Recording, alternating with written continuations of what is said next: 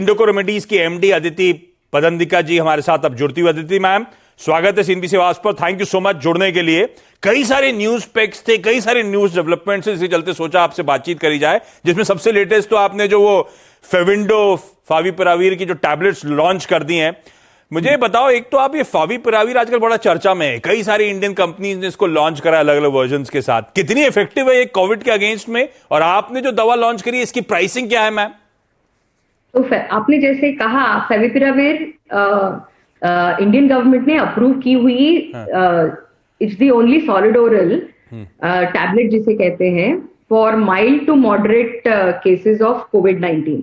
यानी कोविड की mild cases और मॉडरेट केसेस जो है उनमें ये ड्रग बहुत ही इफेक्टिव है। प्राइसिंग की बात अगर करेंगे तो अभी हमने जो फेविंडो 400 लॉन्च किया है वो 70 रुपीज पर टैबलेट का प्राइसिंग दिया है उसे। That makes it the cheapest tablet single unit of favipiravir in the market today. अच्छा, ये दवा ल्यूपिन ने, सन फार्मा ने, ग्लेनमा, कई सारों ने लॉन्च करी थी। किस तरह का रेवेन्यू पोटेंशियल इस ड्रग का हो सकता है मैम? तो आपने जैसे कहा, बहुत सारी कंपनीज ने ये ड्रग लॉन्च किया हुआ है, लेकिन जो पहले लॉन्चेस हुई वो 200 मिलीग्राम टैबलेट की थी। अच्छा। और फेविंडो हमारा जो प्रोडक्ट अभी है वो 400 mg का है। तो ये प्रोडक्ट की खासियत ऐसी है कि ये बहुत इफेक्टिव ड्रग है, लेकिन इसकी 18 यानी 18 टैबलेट एक टाइम पे लेनी पड़ती थी पेशेंट्स को। तो ये 400 mg स्ट्रेंथ किया है।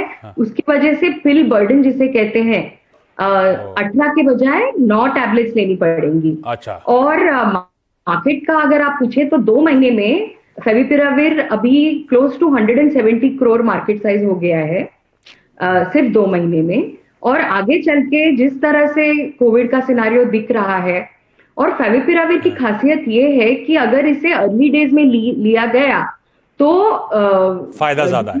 हाँ, और डिजीज का प्रोग्रेशन नहीं होता है। अच्छा। तो अभी आगे चल के इसका यूज और बढ़ेगा तरह से। अच्छा मैम, दवा से याद आया, ये आप तो क्योंकि इंडस्ट्री में बड़ी पैनी नजर रखते होगे, वैक्सीन को लेकर कितनी उम्मीदें जगाऊं मैम? आनी है कि नहीं आनी? आनी है तो कब तक आनी है? इस फाइनेंशियल के एंड तक मेरा इम्यूनाइजेशन हो जाएगा, नहीं होगा मैम? जरूर आएंगी, बिकॉज इतना सारा रिसर्च चालू है all over the world. Very confident. अभी भी बहुत पॉजिटिव इंडिकेशंस हैं। पॉसिबली थोड़ी और ट्रायल्स की जरूरत होगी, इसके लिए थोड़ा डिले हो रहा है, लेकिन आ जाएगा फॉर श्योर। अच्छा, ये एपिक्साब, मैं दवाओं का नाम प्रोनाउंस करना मेरे लिए थोड़ा मुश्किल काम है, लेकिन एपिक्साबान टैबलेट्स आपने इससे पहले सितंबर 14 की प्रेस रिलीज कहती है, वो आपने उसके लिए यूएस एफडीए से आपको मंजूरी मिल गई थी। अब इसका रेवेन्यू पोटेंशियल क्या है? शायद वो ब्लड थिनर है ये दवा। रेवेन्यू पोटेंशियल क्या है? कहा जाता है बड़ा ह्यूज मार्केट है। आप किस तरह का शेयर एक्सपेक्ट कर रहे हो वहां से? तो एपिक्साबान जो ड्रग है उसका इनोवेटर प्रोडक्ट है एलिक्विस। एलिक्विस की जो वर्ल्ड मार्केट साइज है वो है 11 बिलियन डॉलर्स। तो और वो इनोवेटर प्रोडक्ट है। हमें जो अप्रूवल मिला है वो जेनेरिक के लिए मिला है। और आप तो जानते ही हो कि जब इनोवेटर प्रोडक्ट ऑफ जेनेरिक हो जाता है तब मार्केट खुलता है। तो जब ये सिनारियो आ जाएगा पैटेंट के हिसाब से तो हम लोग लॉन्च कर सकेंगे। मुझे उम्मीद है हमें 10% तो मार्केट मिलना ही मिलना है इस मॉलिक्यूल का। और यूएस में मार्केट साइज है करीब 1100 करोड़ डॉलर्स के आसपास। यस।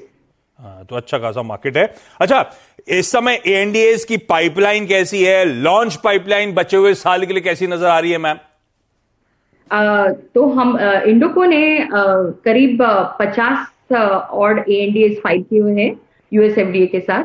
और अभी जो हमारी एफडीए के साथ जो रेगुलेटरी चैलेंजेस थी वो कम होती जा रही है, और अप्रूवल्स उसकी वजह से ज्यादा आने शुरू हो गए हैं।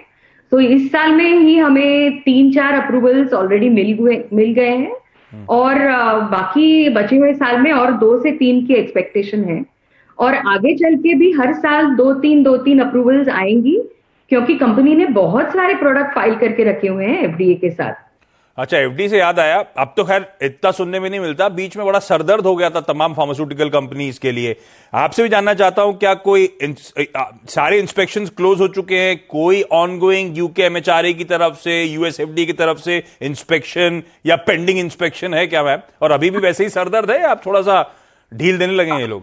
सरदर्द की आदत हो गई है, और सरदर्द नहीं, हमने इसे एक अपॉर्चुनिटी की ओर से देखा है।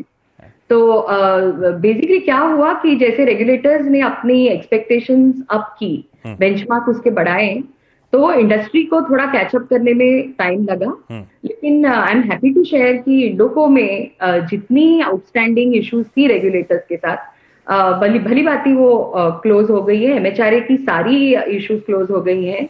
यूएसएफडीए की भी 2 इश्यूज हो गई हैं। एक अपडेट अभी गया है, मेरे ख्याल से एक ऑडिट होगा to clear us completely, virtual या फिजिकल।